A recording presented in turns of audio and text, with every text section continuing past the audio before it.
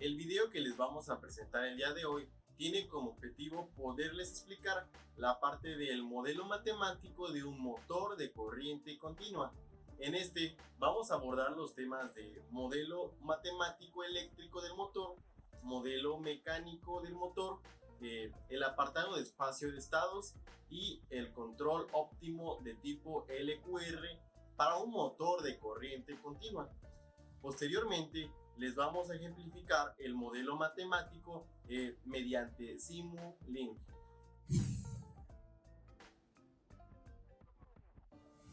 Y bueno, vamos a empezar explicando lo que vendría siendo el modelo matemático de un motor de corriente continua. El motor de corriente continua está estructurado, o más bien dividido, en dos secciones, que vendría siendo la estructura eléctrica y la parte de la estructura mecánica. Bueno, ahora continuamos explicando la parte de lo que vendría siendo el campo rotórico.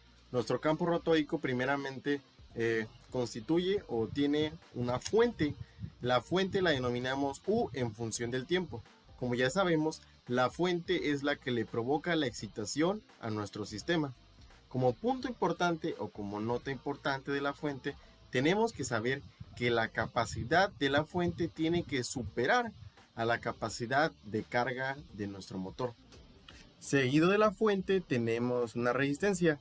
Sabemos que la función de la resistencia es oponerse al paso de la corriente eléctrica. La resistencia se maneja en ohms. Y en serie con la resistencia tenemos una bobina. La bobina tiene propiedad de inductancia y la inductancia se maneja en henrios. Y en este caso a la bobina la denominamos L. La función de la bobina es almacenar energía en forma de campo magnético.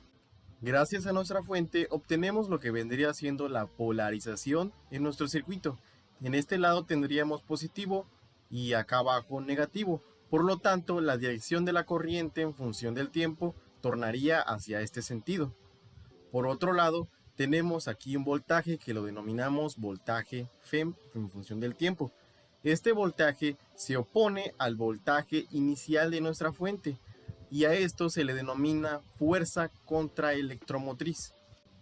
En esta parte de aquí tendríamos lo que vendría siendo el par del rotor, que en este caso lo denominamos como tau en función del tiempo. Sabemos que el par del rotor es la fuerza que se le ejerce al eje de transmisión de potencia. En este caso, este vendría siendo nuestro eje. Aquí tendríamos lo que vendría siendo la velocidad angular con respecto al tiempo. Y bueno, en la parte del motor denominamos J al momento de inercia que se le ejerce al rotor.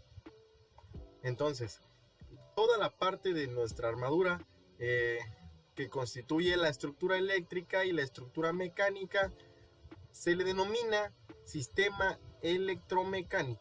Y bueno, ahora vamos a definir nuestras variables, ya que estas son las que vamos a emplear para la realización de todo el modelo matemático. Primeramente tenemos que denominamos como resistencia ómnica de los embobinados del rotor AR, W en función del tiempo, que es la velocidad angular del rotor. L es la inductancia de los embobinados del rotor. Tau en función del tiempo es el par del rotor. Tenemos que J es el momento de inercia del rotor. Y en función del tiempo es la corriente del sistema que arroja la fuente. B es el coeficiente de fricción viscosa entre el rotor y el estator. Vfm es la tensión eléctrica inducida, que como ya vimos es a la que denominamos fuerza contraelectromotriz. U en función del tiempo es la fuente de excitación del sistema. Para la construcción de nuestro modelo matemático también tenemos que considerar que K subíndice T es la constante mecánica, considerando un flujo magnético constante. K subíndice E es la constante eléctrica, considerando un flujo magnético constante. Y T subíndice I es el par de fricción o par inicial.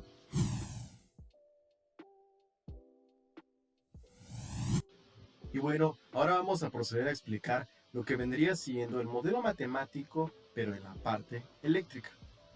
Primero tenemos que considerar la segunda ley de Kirchhoff. Esta nos dice que en un circuito cerrado la suma de todas las caídas va a ser igual a la tensión total suministrada en el circuito. También nos dice que la suma de las diferencias de potencial va a ser igual a cero. Y bueno, ya teniendo clara la que vendría siendo la explicación de la segunda ley de Kirchhoff, pues ahora toca explicar dicha ley mediante esta ecuación. Nos dice que U con respecto del tiempo, que vendría siendo la fuente, es igual al voltaje en la resistencia con respecto del tiempo más el voltaje de dispersión en terminales de la bobina con respecto del tiempo, más el voltaje FEM con respecto del tiempo, que ya habíamos determinado o ya habíamos denotado que el voltaje FEM con respecto del tiempo es el voltaje que se opone al voltaje inicial. Y bueno, esta sería la representación de la ley de Kirchhoff. Y bueno, continuando explicando el modelo matemático en la parte eléctrica, ahora toca hacer uso de la ley de Ohm, recordando aquella frase que nos enseñaron en nuestro curso de electricidad y magnetismo para poder recordar dicha ley: viva la reina de Inglaterra. Tenemos aquí que para definir la caída de tensión en la resistencia es voltaje en la resistencia con respecto al tiempo es igual a la resistencia por la intensidad con respecto al tiempo. Ahora, para poder definir la caída de tensión en la inductancia por su ecuación diferencial, tenemos que el voltaje de dispersión en los terminales de la bobina en función del tiempo es igual a la inductancia que multiplica a la derivada con respecto al tiempo de la intensidad entre dt. Ahora, para poder definir la caída de tensión en los extremos del rotor por medio de la relación entre el voltaje y la velocidad del rotor, tenemos que el voltaje de oposición con respecto al tiempo es igual a la constante eléctrica que multiplica la velocidad angular. Ahora, sustituimos la ecuación 2, 3 y 4, que son las que acabamos de hacer recientemente, que es la del voltaje en la resistencia, el voltaje en la inductancia y el voltaje de oposición en la ecuación 1. Recordemos que la ecuación 1 es la que determinamos mediante la ley de Kirchhoff. Ahora, tenemos que U con respecto al tiempo es igual a la resistencia por la intensidad con respecto al tiempo más la inductancia que multiplica la derivada con respecto al tiempo de la intensidad entre dt, más la constante eléctrica que multiplica la velocidad angular con respecto al tiempo. Y bueno, de esta forma es como podemos obtener la ecuación diferencial que describe el comportamiento eléctrico en función del tiempo, y pues esta tiene relación con la parte mecánica que se hablará a continuación.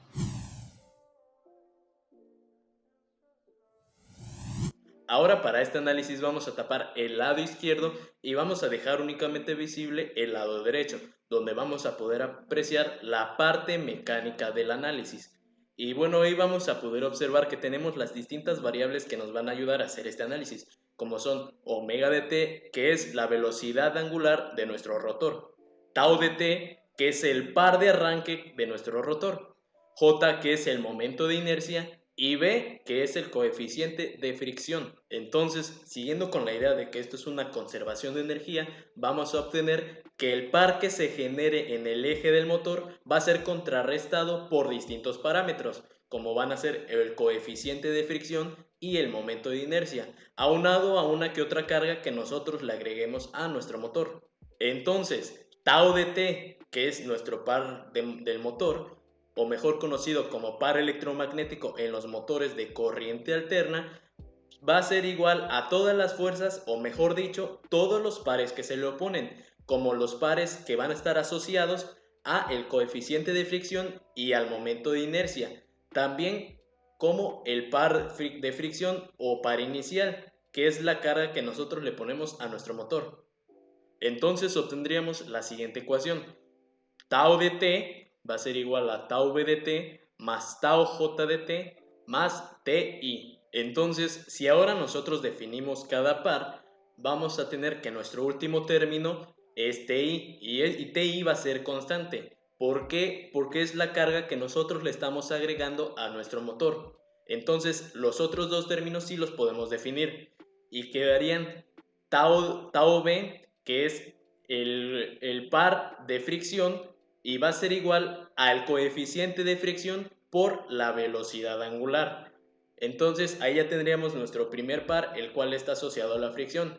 Ya es asociado a fricción como de los elementos móviles o con el aire, que también vendría siendo una fricción. Después tenemos el par que viene asociado a la inercia. Entonces tendríamos que el par de inercia va a ser igual al momento de inercia por la derivada de la velocidad angular, que no es otra cosa más que la aceleración. Y ahora nosotros necesitamos encontrar un término que nos relacione la parte eléctrica con la parte mecánica.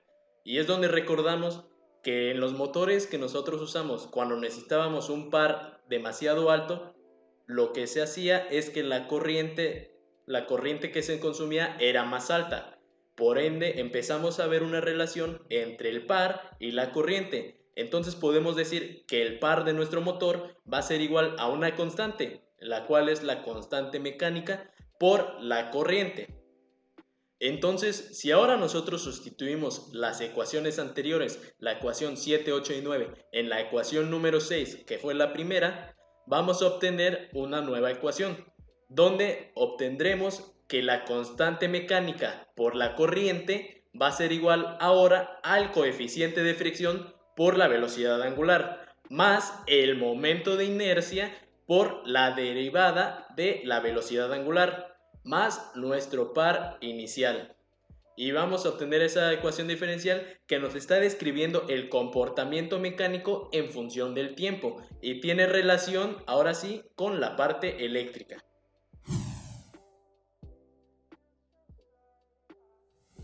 Entonces, una vez que ya tuvimos las ecuaciones diferenciales que nos describen los comportamientos tanto mecánico como eléctrico en función del tiempo y que se relacionan entre ambos, tenemos que reescribir las ecuaciones diferenciales para poderlas simular en Simulink en términos de integradores. Entonces necesitamos despejar la derivada de mayor orden de cada una de nuestras ecuaciones, por lo cual para la parte eléctrica vamos a tener que despejar el segundo término o el segundo conjunto que se encontraba después de nuestro signo de igual, el cual iba asociado a L, el cual es la inductancia de nuestro motor. Entonces, despejando, vamos a tener la derivada de la corriente en función del tiempo, va a ser igual a 1 sobre la inductancia por la fuente excitadora de nuestro sistema, menos la resistencia sobre la inductancia por la corriente, una vez más, menos la constante eléctrica sobre la inductancia por la velocidad angular. Y para el caso del mecánico, vamos a tener que despejar también el segundo conjunto después de la igualación, el cual estaba asociado al momento de inercia. Entonces tendríamos que la derivada de la velocidad angular con respecto al tiempo va a ser igual a la constante mecánica sobre el momento de inercia por la corriente, menos el coeficiente de fricción viscosa sobre el momento de inercia por la velocidad angular, menos TI, el cual es nuestro par inicial, nuestro par de fricción, sobre el momento de inercia. Y ahora podemos notar que nuestro modelo descrito por las ecuaciones 11 y 12 es lineal, ya que está cumpliendo con los principios de superposición y homogeneidad. El principio de superposición nosotros lo podemos entender como a la manera en que podemos descomponer un problema complicado en dos o más subproblemas sencillos. Entonces, de este modo, el problema original lo vamos a obtener como una superposición o una suma de todos los problemas más sencillos. Y el principio de homogeneidad nosotros lo podemos entender como una función x igual a y, donde si nosotros aumentamos x, y va a aumentar proporcionalmente. Si lo transportamos al ámbito de los motores, al nosotros poner un voltaje en nuestra fuente excitadora, vamos a obtener una velocidad angular proporcional para ese voltaje. Si nosotros aumentamos el voltaje, la velocidad va a aumentar también. Y si nosotros volvemos a aumentar el voltaje, tiene que seguir aumentando la velocidad angular correspondiente. Tiene que ser proporcionalmente A, el voltaje. Bien, ahora hablemos acerca del espacio de estados. Un sistema dinámico formado por una cantidad finita de parámetros concentrados se describe mediante una serie de ecuaciones diferenciales, en las cuales el tiempo es la variable independiente. Con la notación matricial puede expresarse una ecuación diferencial de enésimo orden mediante una ecuación diferencial matricial de primer orden. Si n elementos del vector son un conjunto de variables de estado, la ecuación diferencial matricial es una ecuación de estado.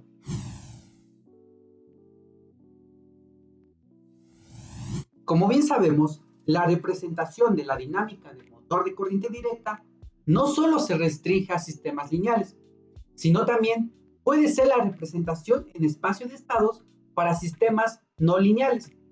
Y su ventaja es que, dada esta representación, nosotros podemos sintetizar leyes de control moderna. La representación de espacio de estados consiste prácticamente en una serie de pasos. El paso 1, y uno de los más importantes, pues es teniendo las ecuaciones diferenciales que surgen desde el modelado, lo que se procede a hacer es despejar las derivadas de mayor orden si nuestras ecuaciones diferenciales tienen, por ejemplo, orden de 3, 4 o 5, o el orden que sea, pues se necesita despejar esa derivada. Es decir, la quinta derivada, la cuarta derivada, o la que sea la mayor derivada, se necesita despejar. Cosa que ya hicimos en el modelo matemático del motor de corriente directa. El paso 2 consiste en proponer un cambio de variable y típicamente se dice que ese cambio de variable va a contener tantas variables como el orden de la derivada mayor, la cual significa que si yo tengo una derivada de segundo orden, que es la derivada mayor respecto al orden, entonces yo voy a proponer dos variables de estado. Si la derivada de mayor orden fuera de tercer orden, pues tendría que proponer tres variables de estado. Otra forma igual de proponer el número de variables, pues está asociada con las funciones que nos ayudan pues a observar algunas características de nuestro sistema.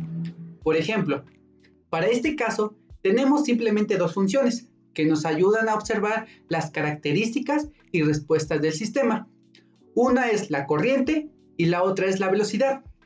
El voltaje no. ¿Por qué? Porque el voltaje es una función de entrada. Entonces, esa sería otra forma de verificar o de proponer el cambio de variable. Ahora bien, el paso 3, que consiste en derivar dicho cambio de variable. Por ejemplo, si yo propuse tres variables en mi cambio de variable, como x1, x2 y x3, pues el siguiente paso debo derivarlos. Por lo tanto, al derivar x1 nos resultaría x1 punto, al derivar x2 sería x2 punto y así sucesivamente. Bien, y ahora el paso 4, que sería prácticamente en aplicar el cambio de variable, o también el paso 2 y el paso 3 con sus derivadas a las ecuaciones del sistema o del modelo, que pues prácticamente estamos haciendo referencia a lo mismo. Y finalmente el paso 5, que consiste en la representación en forma matricial. Entonces, esos son los pasos a seguir para representar cualquier conjunto de ecuaciones diferenciales en su forma de espacio de estados. Ahora, estos pasos se aplicarán al modelo del motor. Por lo tanto, la representación del espacio de estados de la dinámica del motor es la siguiente. En el paso 1, tenemos que despejar las derivadas de mayor orden. Como ya se había mencionado anteriormente, nuestras ecuaciones ya derivadas nos quedan de la siguiente forma. Para la derivada de la corriente I de t respecto de t, va a ser igual a 1 sobre la inductancia L por nuestra fuente de excitación U de t, menos la resistencia R sobre la inductancia L por la corriente del sistema I de t, menos la constante eléctrica sobre la inductancia L, que va a ser multiplicada por la velocidad angular omega de t. Y para la derivada de la velocidad angular omega de t respecto de t, va a ser igual a la constante mecánica Kt entre el momento de inercia J, que va a multiplicar a la corriente I de t menos el coeficiente de fricción viscosa B entre el momento de inercia J por la velocidad angular omega de t, menos el par de fricción TI entre el momento de inercia J. Ahora bien, en el paso 2 nos dice que tenemos que proponer un cambio de variable que incluya tantas variables como el orden de la derivada mayor, o bien que incluya tantas variables como la función que ayuda a describir el comportamiento del sistema, que en términos de control se le conoce como variable de estado. Por lo tanto, la variable de estado que vamos a proponer son las siguientes. Voy a decir que en el cambio de variable que la corriente I de t es igual a mi primera variable x1 y que mi variable de estado de velocidad omega de t va a ser igual a mi segunda variable que va a ser x2. Finalmente, vamos a tener pues nuestras ecuaciones de cambio de variable que estamos proponiendo, que consiste básicamente en decir que la corriente es x1 y la velocidad es x2. Después, el paso 3 consiste en derivar dicho cambio de variable. Por lo tanto, nuestra derivada nos queda de la siguiente forma. x1 punto va a ser igual a la derivada de la corriente I de t respecto de t. Después, x2 punto resultaría como la derivada de la velocidad angular omega de t respecto de t. Y pues esto sería prácticamente nuestro paso 3. Ahora bien, en el paso 4 nos dice que tenemos que aplicar el cambio de variable con sus derivadas de las ecuaciones del sistema. Esto significa que si sabemos que x1 punto es igual a la derivada de la corriente I de t respecto de t, recordemos que en el paso 1 sacamos la ecuación de la derivada. Por lo tanto, simplemente es sustituir la ecuación de la derivada que obtuvimos en el paso 1 a esta siguiente ecuación haciendo el respectivo cambio de variable. Y por lo tanto diremos que x1 punto es igual a 1 sobre la inductancia L que va a multiplicar la fuente de excitación U de t menos la resistencia R entre la inductancia L que va a multiplicar a nuestro cambio de variable, que en este caso lo llamamos x1, menos la constante eléctrica KE entre la inductancia L que multiplica a nuestro segundo cambio de variable x2. Y en la segunda ecuación, x2 punto corresponde a la ecuación de la derivada de la velocidad omega de t.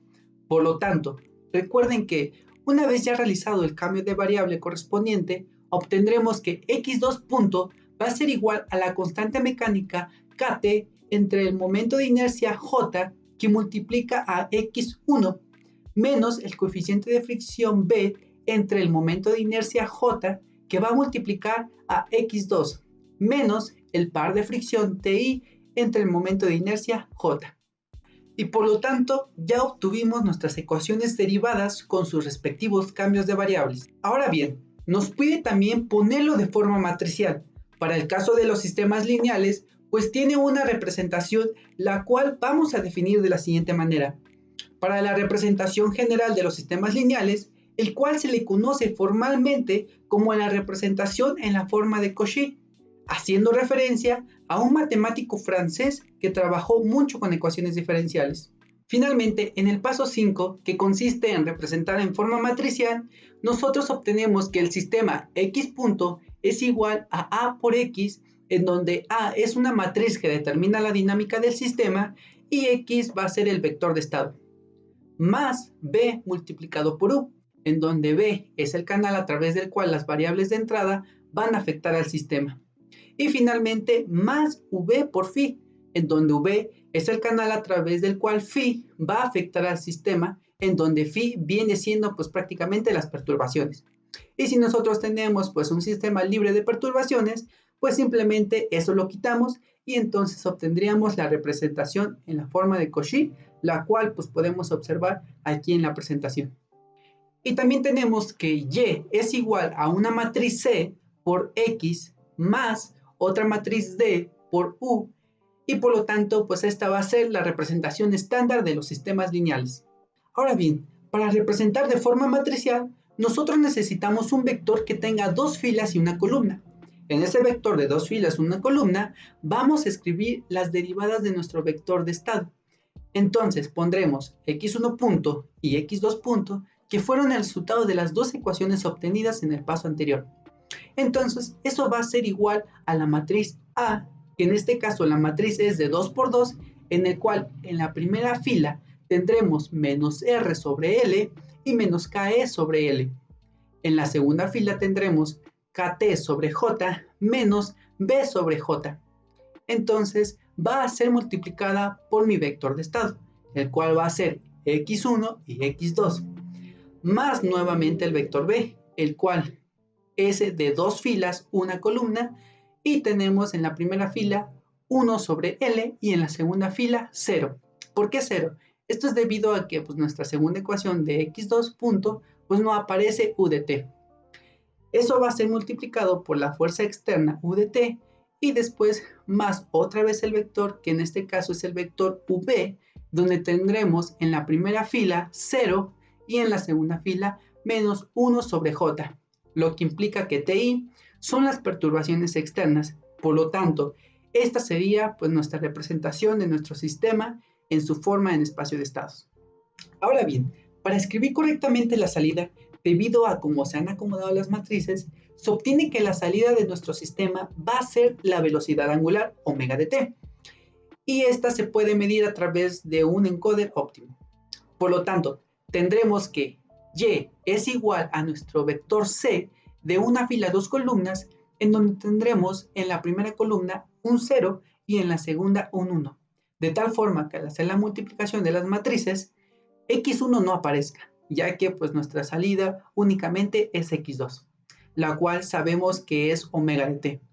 Y esta va a multiplicar a nuestro vector de estado, en donde tendremos x1 y x2, más nuestra matriz B, pero para que esa salida no se vea afectada por la entrada, entonces será 0, la cual va a ser multiplicada por U de t. Por lo tanto, una vez teniendo listas nuestras matrices, tenemos el sistema completamente descrito en su forma en espacio de estados, y por lo tanto, esta representación la llevaremos a MATLAB más adelante. Bien, hablemos sobre el control óptimo.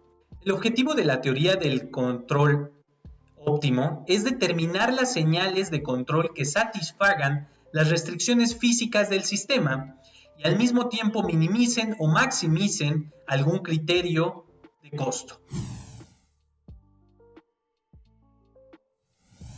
Se propone el índice de desempeño de la forma cuadrática X transpuesta Q por X más U transpuesta R por U, donde Q es semidefinida positiva y R es definida positiva.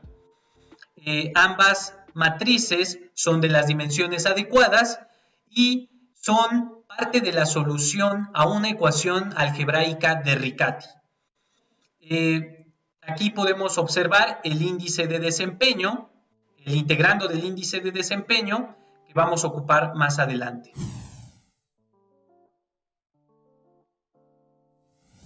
Bien, la ecuación de Bellman.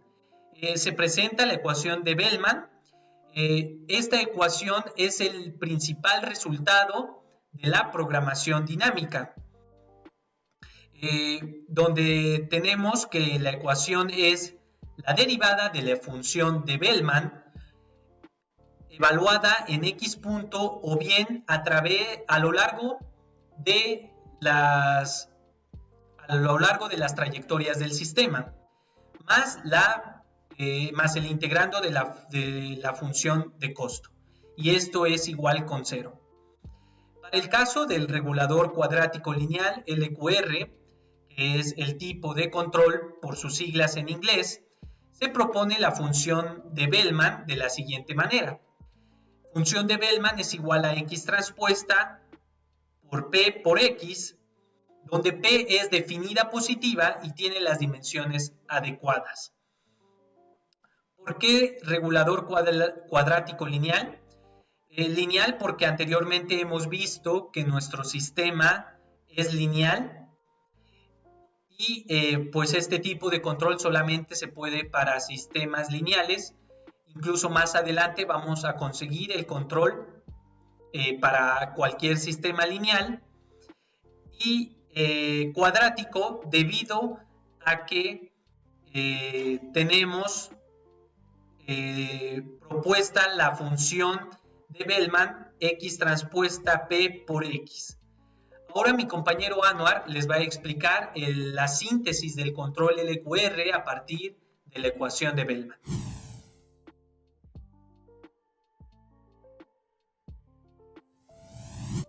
Entonces, una vez que nosotros ya propusimos la función de Bellman de este tipo, que por cierto es cuadrática, nosotros tenemos que realizar la síntesis del control LQR a partir de la ecuación de Bellman, para lo cual vamos a sustituir la ecuación número 18 en la ecuación 17, quedándonos una expresión así. Y aquí es donde nosotros nos preguntamos, ¿cómo podemos derivar esta expresión? ¿Cómo vamos a derivar la función o funcional de Bellman, que va a ser igual a x transpuesta de t por p por x de t? Recordando que lo único que vamos a derivar va a ser la función de Bellman, ya que el integrando del índice de desempeño se va a quedar fuera de la derivada. Bueno, pues nos damos cuenta que es el producto de dos derivadas, entonces nos va a quedar de la siguiente manera: la derivada del primero por el segundo más la derivada del segundo por el primero, agregándole sumando, que no queda afectado por nada, ya que recordamos que es el índice del integrando del desempeño. Entonces nos damos cuenta que podemos aplicar el producto de dos funciones, donde va a quedar la derivada del primero por el segundo más el primero por la derivada del segundo. Entonces, derivando esto, nos quedaría un término así, más este otro término que no está siendo afectado por la derivada, y todo eso va a quedar igual a 0.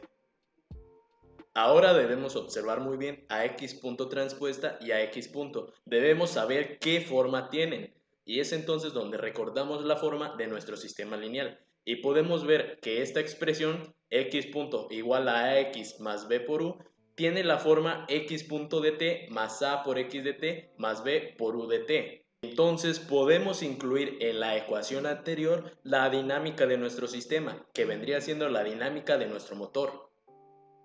Entonces, si nosotros tenemos esta expresión de la forma x punto de t igual a por x de t más b por u de t, vamos a poder transponerlo todo y nos va a quedar esta expresión.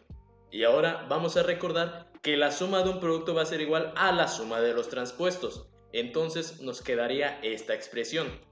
Y ahora, para poder transponer esto, tenemos que recordar que el transpuesto de un producto va a ser igual al producto transpuesto de los transpuestos, por lo cual nos quedaría ahora esta expresión. Entonces, ahora nosotros necesitamos sustituir x punto transpuesta de t y x punto, pero x punto la vamos a sustituir de la forma x punto de t igual a por x de t más b por u de t. Todo esto lo vamos a sustituir en la ecuación número 19. Y nos va a quedar esta expresión, donde ya sustituimos x punto transpuesta de t y x punto de t.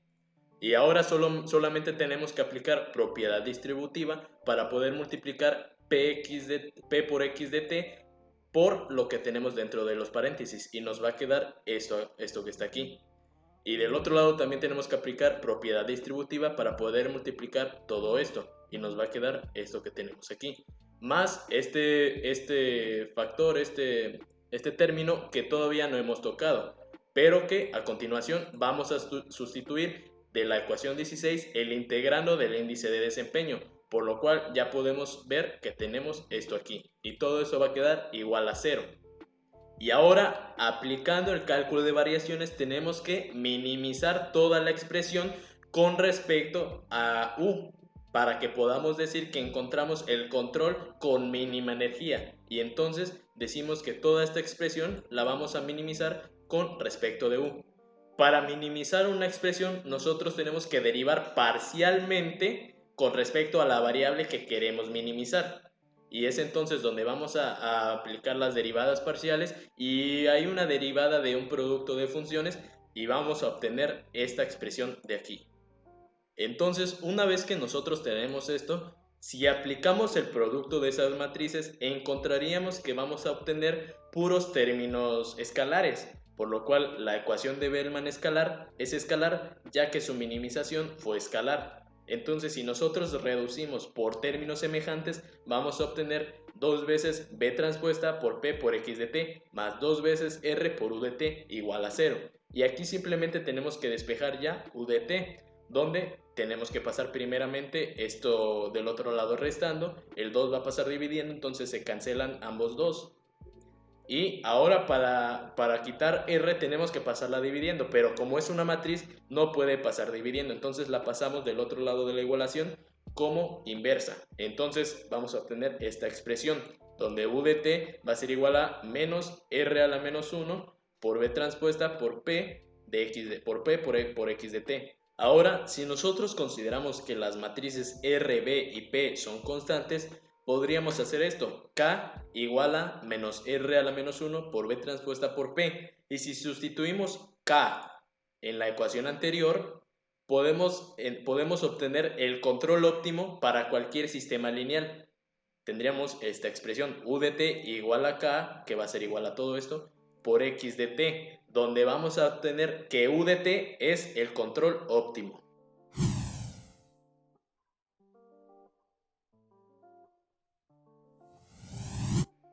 Y para finalizar, si nosotros simplemente sustituimos el sistema del motor en la ecuación anterior, se va a obtener el control óptimo de tipo LQR para el sistema de motor de corriente directa. Y ahora, una vez que hemos revisado toda la teoría, vamos a realizar las simulaciones del control y del modelo en Simulink del software MATLAB. Aquí vamos a simular lo que vendría siendo el sistema dinámico de nuestro motor y también vamos a integrarle el control óptimo de tipo LQR que ya obtuvimos en la parte teórica. Vamos a comenzar. Yo tengo aquí ya un scope porque lo tengo previamente configurado para que me muestre las gráficas aquí, así. Bueno, para la simulación, pues como hemos visto en la parte teórica, necesitamos algunas constantes, saber algunos, saber el índice de fricción, saber también lo que vendría siendo la inductancia, la resistencia y esas variables. Así que nosotros vamos a ocupar para nuestra simulación estos valores que vendrían siendo los que nos permitirían modelar y simular nuestro motor. Entonces vamos a comenzar poniendo lo que es el espacio de estados. Simulink ya tiene un bloque que es este y podemos ver aquí las ecuaciones o la representación de nuestro sistema, que es X punto y Y.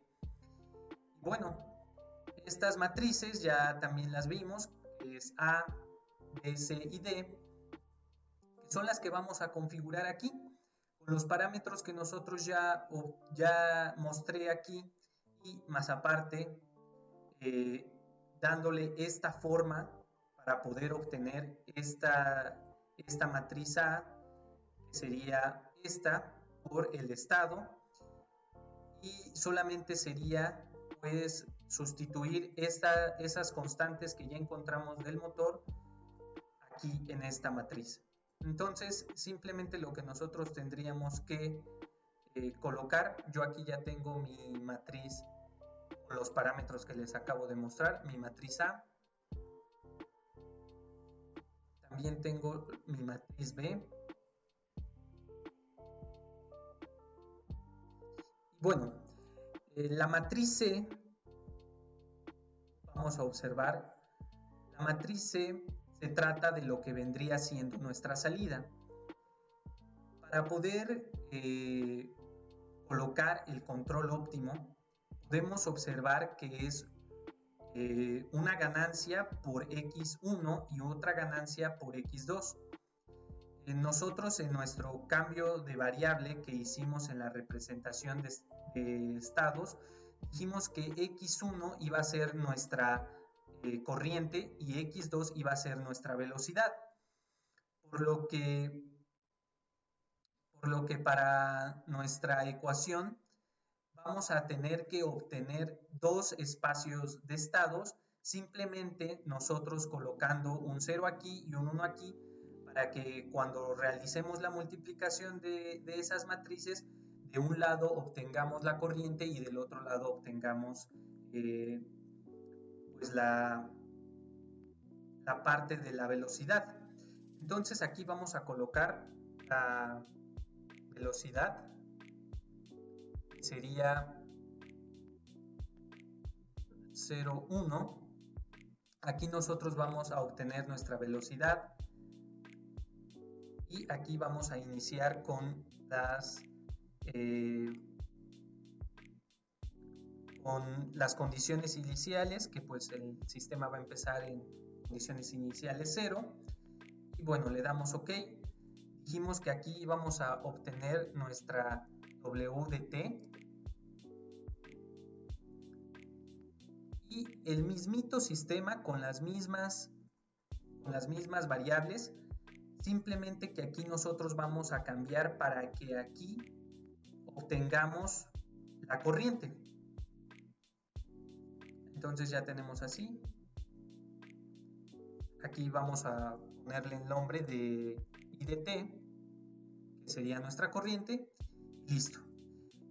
Pues a la salida pues ya sabemos qué es lo que vamos a obtener. Aquí vamos a colocar una ganancia, porque aquí nosotros vamos a convertir nuestra velocidad angular a nuestras revoluciones por minuto, que es 2 por pi sobre 60. Listo. Entonces tendríamos aquí ya nuestra velocidad angular, la vamos a graficar en el scope, y también vamos a graficar lo que vendría siendo nuestra corriente.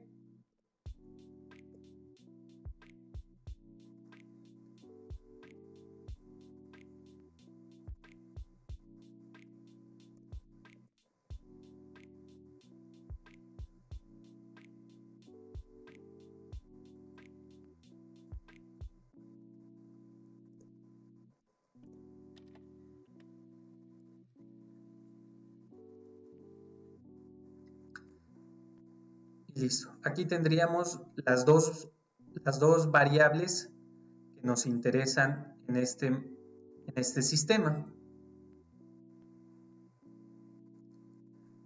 Bien, ahora vamos, una vez que ya tenemos lo que es la parte de nuestro sistema, vamos a colocar aquí una constante.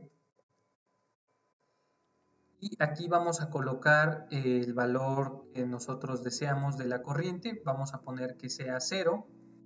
Y esta es la corriente.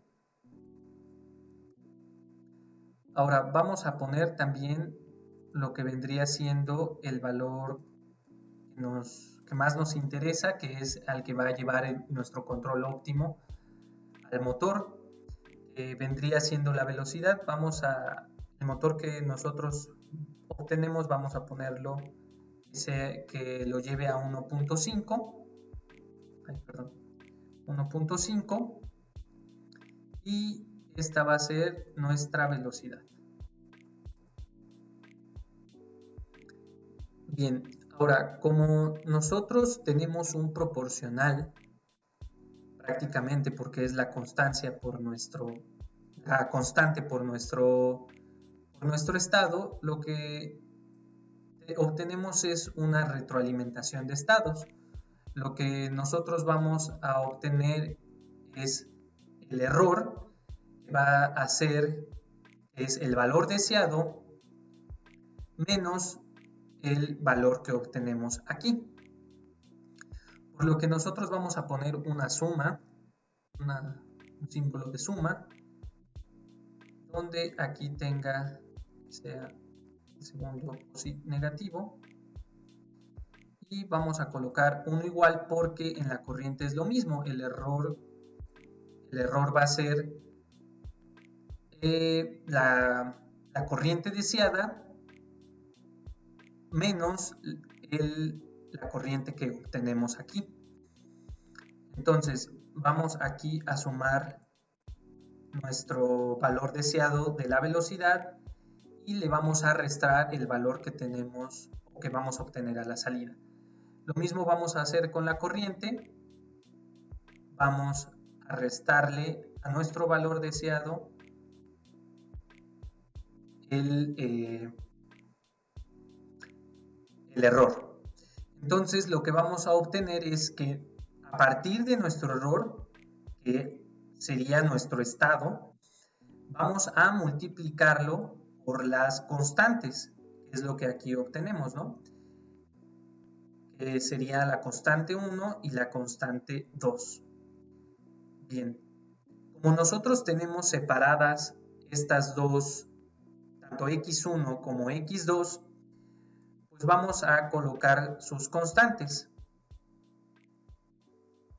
sus ganancias, perdón. Entonces vamos a colocar aquí las ganancias, que van a ser aquí multiplicadas por el error, y también vamos a poner aquí otra ganancia. Ahora, pues aquí tenemos pues por separado tanto K1 por X1 y K2 por X2. Pero para que nosotros podamos obtenerlo en nuestro sistema, lo que tenemos que realizar es la suma de ambos. Entonces vamos a colocar una suma. Vamos a sumar el producto de la ganancia por el estado y ahora sí vamos a obtenerlo en nuestro modelo. Ya aquí está junto y vamos a obtener por separado tanto la corriente como la velocidad. Pero como es una retroalimentación, pues ya podemos observar que aquí se está colocando la corriente y la velocidad para que se retroalimente. Bien, ahora vamos a colocar lo que vendrían siendo las ganancias, pero para eso nosotros tenemos, para obtener esas ganancias tenemos que proponer los valores de Q y R.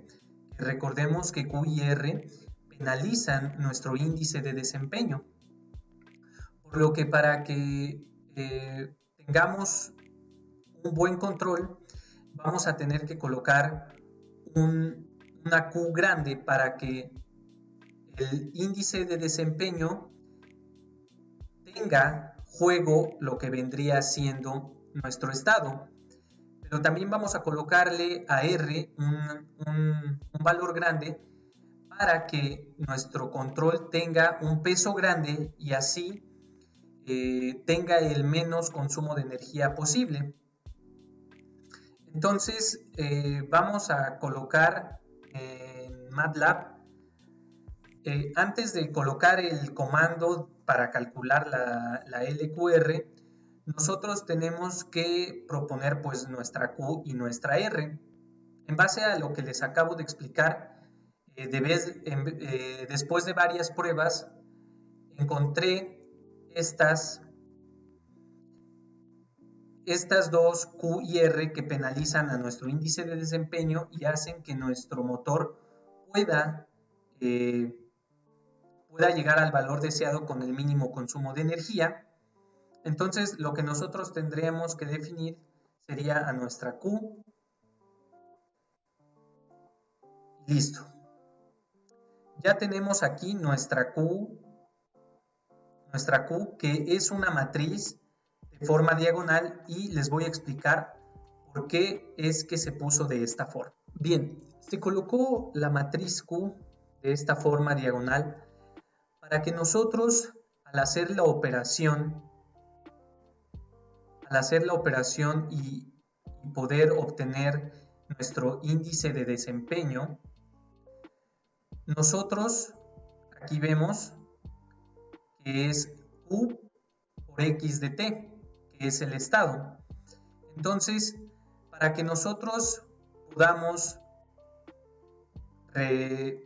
obtener que nuestra corriente tenga poca relevancia en nuestro control, pues entonces nosotros colocamos de esta manera la matriz.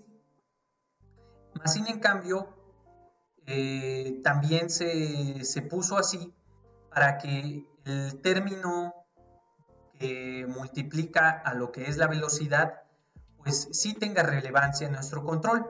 Más aparte para que pues esta matriz pues sea fácilmente semidefinida positiva.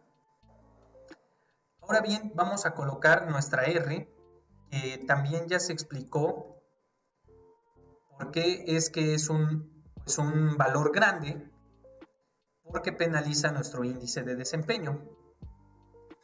Una vez que nosotros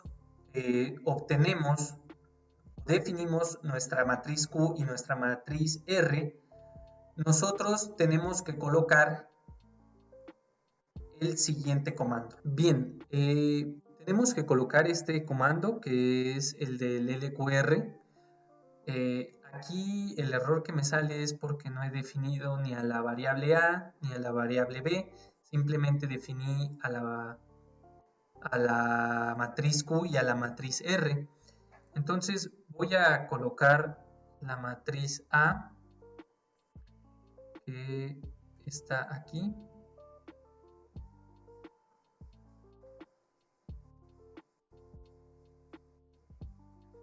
Y también vamos a colocar a la matriz B.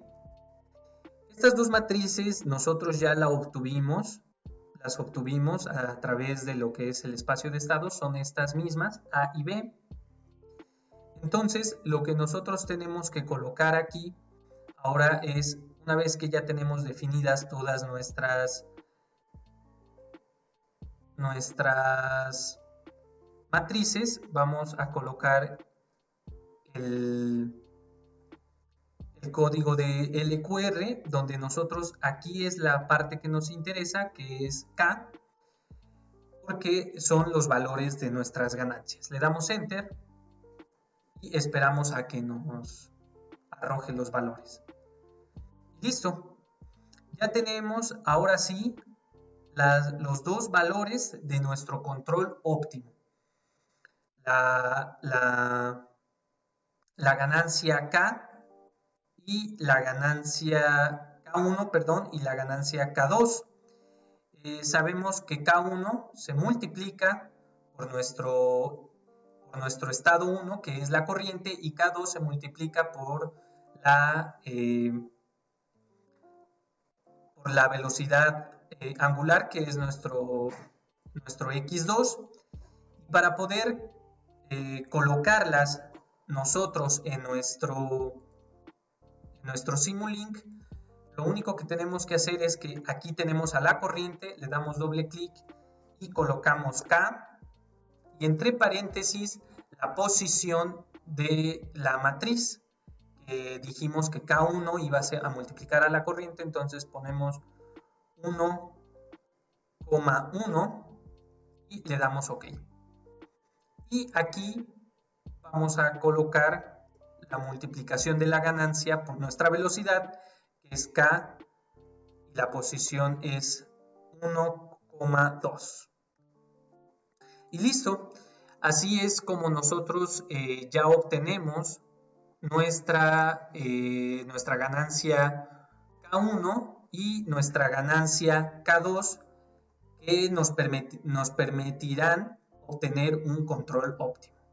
Bien, ahora vamos a simular para poder observar si es que nuestro control ha funcionado y si es que nuestro sistema ha estado bien representado. Vamos a simularlo y vamos a observar lo que vendría siendo la gráfica de velocidad. Y bien, podemos observar cómo es que nuestro control ha funcionado. De un estado inicial lo mandó a un estado deseado y pues no lo mandó al estado deseado de 1.5 RPM debido a que, pues, como se comentó en la teoría, este es un control proporcional, así que pues es muy lógico que aquí iba a haber un error y ya se esperaba ver eso. Pero podemos ver que la respuesta del control o del motor fue pues pues buena, ya que pues a los 10 segundos ya alcanzó su estado estacionario y ya va a mantenerse así. Ahora, es importante, vamos a ver por qué es que es un control óptimo y por qué es que se penalizaron a Q y a R de esa manera. Vamos a colocar un scope aquí, vamos a agarrar este mismo y vamos a poner UDT. Si nosotros observamos la ley de control aquí, vamos a poner aquí un display.